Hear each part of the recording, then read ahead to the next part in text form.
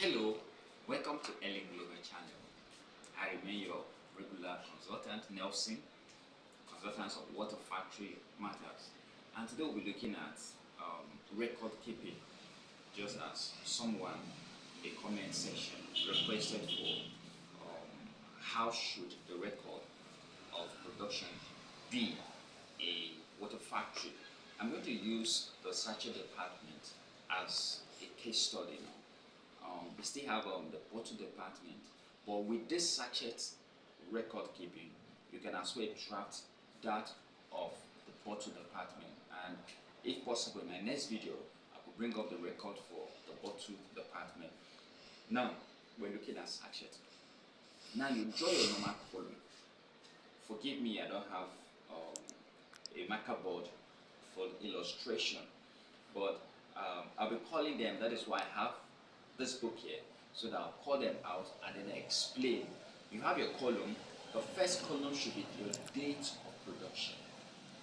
Now, if today is 27th January 2026 and there's going to be production today, I write at that column of date of production as 27th January 2026. Then the next thing is what? At the end of that production, how many quantity that was produced? How many quantities of sachet? Is it 3,000 bags? Is it 5,000 bags? Is it 10,000 bags? Or is it 20,000 bags? Now the quantity of sachet produced depends on the numbers of dingling or the numbers of sachet selling machine that is available in the production row. Then the next thing is this: numbers of machine used for that production. If, for example, you produce 20,000 bags of sachet water, now the question is what? How many sachet machine that did the production? For example, you have up to 10 sachet machine in your production row. Does it mean that it is all the sachet machine, the 10 of them that we are put to use, or 2 were 40, 3 were 40, and it was 7 alone that was used? So you state the numbers of machine used for such production. Then the next thing is this: you're going to also state in that same book quantity of printed nylon used. Now you've collected your film roll from your material rooms. Probably all the 7 machines had 1 or 2 at the end of the day. So let's say you collected like 14 rolls printed nylon. Now the 14 of them, each of them, how many kg are they? Some could be 10 kg, some could be 11 kg, some could be 12 kg. So what you need to do now is to sum the kg and write in quantity of printed nylon used in kg. Weigh them and know the kg, record it. Then the next thing is what? Quantity of waste sachet. Quantity of waste. Now after production, there are some sachet that is going to serve as waste. Probably due to not properly sealing, or due to tamper proof, or there are issues that or leakage. Now you need to count the sachet one after the other and convert it to bags.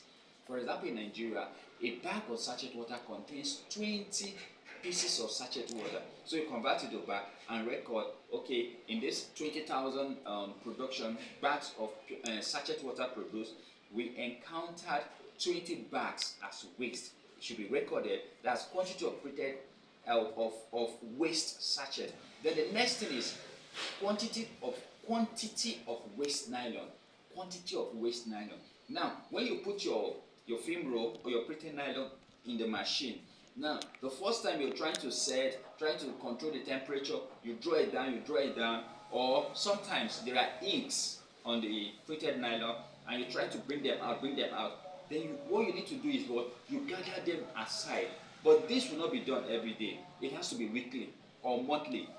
All you need to do that is get a sack that those dry nylon or printed nylon that you drag out for one reasons which are genuine, put them in the sack so that weekly or monthly you assemble them, weigh them, so that you enter it into the column of quantity of waste nylon.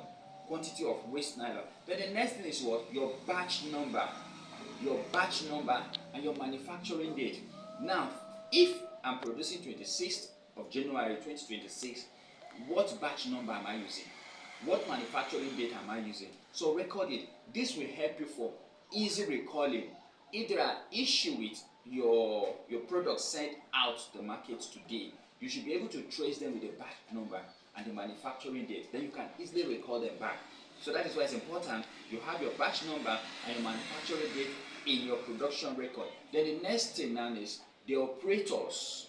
The operator, that is, if you have like 10 machines, there must be a senior operators among them. He's the one to sign that yes, today, 27th rather, of January 2026, 20,000 of sachet bags of sachet water was produced. He will now sign in his column. Then finally, the production manager also will comment in his own column, satisfactory or not satisfactory. Probably there are issues, but there's going to be comment. If there are no issues, satisfactory, or you just sign on it, and that will be what the end of the record for this production.